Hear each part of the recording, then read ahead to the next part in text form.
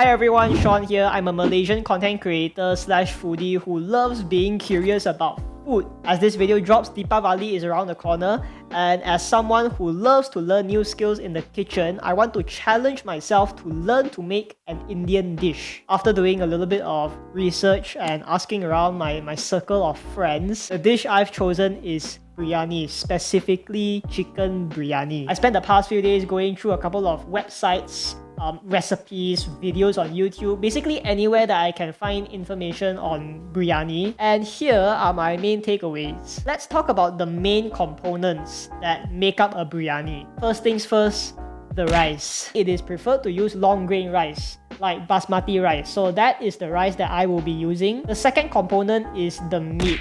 Now this can be any sort of protein that you want. There's chicken, there's mutton, there's fish, seafood. You can do anything you want. As for this video, we're going for chicken biryani because it is one of the more common ones.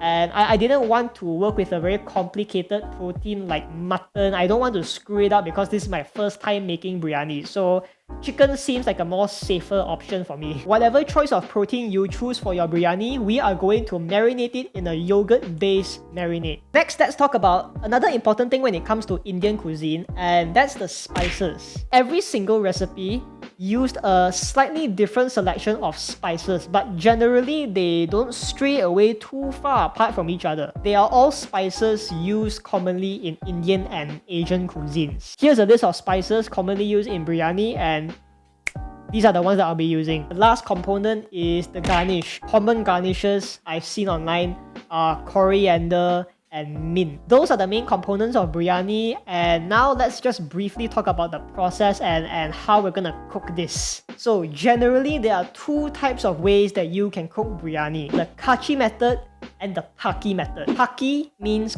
cooked, so the meat and the rice are partially cooked first, normally about 3/4 cooked, and then they are put together, layered together in the same pot, and they finish cooking together. Kachi means raw. It's the opposite of paki. So the rice and the meat are put together raw from the start, and they just cook together until they are fully cooked. Based on my experience, if you search up biryani recipes online, especially on YouTube, you'll notice that the chefs or the home cooks will normally use the paki method. Putting raw meat and raw rice together and cooking them together takes a lot of skill, and it's all about the timing. Different types of meat, different cuts of meat cook in different times. So that's why I feel like the kachi method is more complicated, because you really need to know the right timing. Like seafood, for example, it cooks a lot faster than any type of meat out there. So that's why for this video, I will be using the paki method, just to be safe. So here's the game plan. I am going to marinate my chicken first, and I'm going to do this a night before I cook. This is to ensure that I get maximum flavor out from that marinade. I'm gonna fry my meat in ghee, because ghee is the soul of Indian food. So I don't think we're gonna cut corners over there. I'm gonna try to get ghee tomorrow. See you guys tomorrow. The first thing I did was marinate the chicken. I chose chicken thighs because they have a higher fat content, which makes them more flavorful than chicken breasts. Make sure to coat each and every single piece of meat when you're doing this, and that's the marinade. That is how easy and straightforward it is. I'll let the meat marinate in the fridge overnight, and remember, you don't have to follow the exact same selection of spices.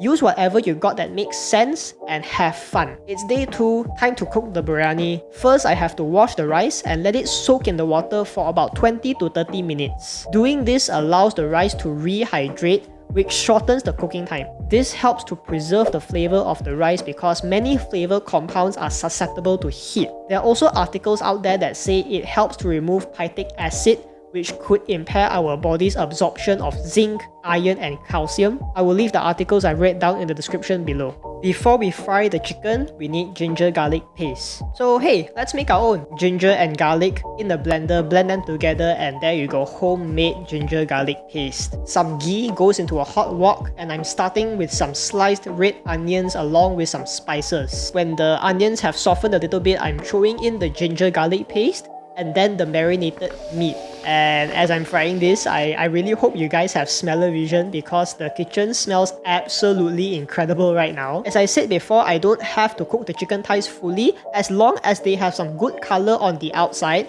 and they are about halfway done, it's good to go and we can start cooking our rice. And I know I'm not using a rice cooker, so before you guys cancel me, I just want to clarify that typically for biryani, you don't need to use a rice cooker to cook your rice. And you don't need to measure the water because same like the meat, we don't have to cook the rice all the way through. I threw in a couple of cardamom pods, cinnamon sticks and star anise to flavor the rice, and I cooked it for about 5 to 6 minutes on a medium high-ish heat. This really depends on your heat, so my suggestion is to, while it's cooking, take some rice out to try yourself. Don't just blindly rely on timing. Once the rice is half cooked, I drain the rice. Chill, okay? Before you come at me, I want to say that, this is a very common practice when you're making rice for biryani. If you find any biryani recipe videos on YouTube, you'll see the same procedure because we're not cooking the rice all the way through.